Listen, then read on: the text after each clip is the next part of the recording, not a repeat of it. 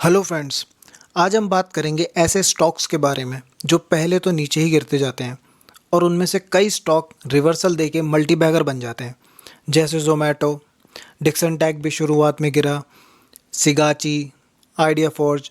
तो हमें स्टॉक में कहाँ इन्वेस्ट करना है कि हम ऐसे स्टॉक को बॉटम पे बाय कर सकें, और क्या वो स्टॉक अच्छे हैं इन्वेस्टमेंट के लिए या वो स्टॉक ख़राब है। हम कैसे पता करें कि वो मल्टी बैगर बन सकते हैं, और क्या नुकसान होता है ऐसे स्टॉक में इन्वेस्टमेंट करने का, और क्या ये बीपी स्ट्रेटजी ऐसे स्टॉक में अप्लाई कर सकते हैं हम। तो आज हम इन सारे सवालों पर डिस्कशन करेंगे। और अगर आपने बीपी स्ट्रेटजी की वीडियो नहीं देखे हैं तो आप चैनल पे जाके उन वीडियोस को चेकआउट कर सकते हैं, जहां हमने बताया है हर अच्छे स्टॉक को बॉटम पे कैसे बाय कर सकते हैं। तो बिना टाइम वेस्ट करे वीडियो को शुरू करते हैं। पहले हमें ये समझने की ज़रूरत है कि ऐसी कंपनी में छोटा ही इन्वेस्टमेंट करना चाहिए, क्योंकि अक्सर बर्बाद होने वाली कंपनीज स्मॉल कैप ही होती हैं। इसलिए मैं कहता हूँ लार्ज कंपनी में लार्ज इन्वेस्टमेंट, मिड कंपनीज़ में मीडियम और स्मॉल कैप में स्मॉल इन्वेस्टमेंट होना चाहिए। बेशक लार्ज कंपनीज़ में स्मॉल कैप के मुकाबले थोड़े कम रिटर्न बनते हैं, बट लार्ज कैप से भी हम पैसा डबल करते हैं बीपी स्ट्रेटजी से। बट स्मॉल कैप में हम इसलिए खरीदते हैं क्योंकि इसमें छोटा इन्वेस्टमेंट भी बहुत बड़ा बन सकता है अगर वो स्टॉक चल जाए तो, जैसा कि हम आगे कुछ कंपनीज़ में डिस्कस करेंगे। तो शुरू करते हैं पहली कंपनी के साथ में, जिसका नाम है जोमेटो। मुझे अभी भी याद है जब ये स्टॉक गिर रहा था तो बड़े बड़े ब्रोकर्स ने नेगेटिव कमेंट्री करके स्टॉक को गिराया और बताया ये कंपनी डूब जाएगी। तो पहली बात तो न्यूज़ देखना छोड़ दो और आज जो बता रहा हूँ उसे गांठ बांध लो। तो आपको करना क्या है, जब भी ऐसे स्टॉक आपको मिले जो गिर रहा हो तो उसे पहले गिरने देना। कई स्टॉक वीकली RSI 35 के भी नीचे चले जाएंगे, बट जब वो स्टॉक रिकवर होके RSI 50 या 60 तक आ जाएं और फिर दोबारा गिरावट हो, तब आपको वीकली RSI 35 पे बाय कर लेना है उस स्टॉक को। बट ऐसा क्यों, मैं समझाता हूँ।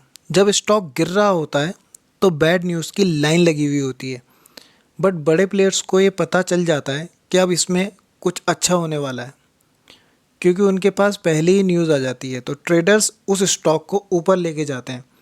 बट जब रिज़ल्ट एक्सपेक्टेशन से मिस हो जाते हैं तो स्टॉक एक बार फिर नीचे आता है, बट वो नीचे सिर्फ एक्सपेक्टेशन मिस होने की वजह से आता है, यानी उस कंपनी में कुछ तो अच्छा होना शुरू हो गया है, इसलिए हमें उस गिरावट में बाय करना है। जैसे जोमेटो में हुआ, पहले यहाँ गिरता रहा, देन ऊपर आया, RSI 60 को टच किया और फिर RSI 35 पे वापस गया। जिसने यहाँ बाय किया उसके पैसे 2 साल में 5 गुना हो गया। और एक चीज़ और है जो इस स्टॉक में होगी, ऐसे स्टॉक में उसके बिना तो आप शेयर लेना ही मत। और वो क्या चीज़ है, वो है RSI डाइवर्जेंस। यानी स्टॉक का प्राइस तो नीचे जाएगा बट RSI ऊपर जाने लगेगा। अगर ऐसा डाइवर्जेंस आपको दिखे तो समझ लेना स्टॉक के रिवर्स होने के दिन आ गए हैं। जैसा कि इसमें हुआ, पहले डाइवर्जेंस बना, देन स्टॉक ऊपर गया, देन वापस स्टॉक गिरा, देन RSI 35 पे बाय करवाया। लेकिन क्या बाय करते ही ऊपर चला जाएगा? नहीं, हो सकता है थोड़ा टाइम वेस्ट करे, बट जाएगा अब ऊपर ही। नेक्स्ट स्टॉक देखते हैं, डिक्सन टैग। जब लिस्ट हुआ था तब ये नीचे ही गिरता रहा, बट इसने फिर यहाँ डाइवर्जेंस बनाया। स्टॉक नीचे जा रहा था बट RSI सेम लेवल पे था, नीचे नहीं गया। देन ऊपर गया, RSI 60 को टच किया, देन वापस आकर RSI 35 पे आकर शेयर ने कहा मुझे 400 रुपये पे बाय कर लो। देन शेयर 2 साल में 6000 को टच कर गया, यानी जिसने यहाँ इन्वेस्टमेंट की उसका पैसा सिर्फ 2 साल में 15 गुना कर दिया। आई होप आपको समझ में आ रहा है। हो सके तो मैं डाइवर्जेंस के ऊपर एक वीडियो ले आऊँगा आपके लिए, या एक शॉर्ट वीडियो बना दूँगा अगर आप कमेंट में डाइवर्जेंस लिखते हैं तो, वरना मैं समझूँगा कि आपको डाइवर्जेंस पता है।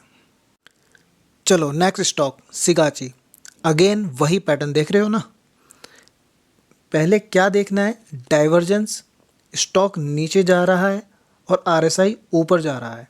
देन स्टॉक RSI 50 या 60 को टच करेगा, देन वापस नीचे आएगा, देन RSI 35 पे बाय करवाएगा, खुद बोलेगा स्टॉक मुझे मुझे ख़रीद लो।